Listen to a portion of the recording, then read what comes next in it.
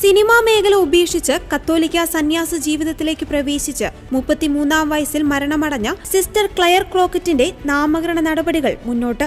8 വർഷം മുൻപ് തെക്കേ അമേരിക്കയിൽ വൻ നാശം വിതച്ച ഭൂകമ്പത്തിലാണ് സിസ്റ്റർ ക്ലെയർ നിത്യസമ്മാനത്തിലേക്ക് വിളിക്കപ്പെട്ടത്. സിസ്റ്റർ ക്ലെയറിനെ വാഴ്ത്തപ്പെട്ടവളായി പ്രഖ്യാപിക്കുന്നതിനുള്ള രൂപതാതല നടപടികൾക്ക് ഞായറാഴ്ച മാഡ്രിഡിലെ അൽക്കാല ഡി ഹെനാറസ് കത്തീഡ്രലിലാണ് തുടക്കമായിരിക്കുന്നത്. വിശുദ്ധ പദവിയിലേക്കുള്ള ആദ്യ കടമ്പയാണിത്.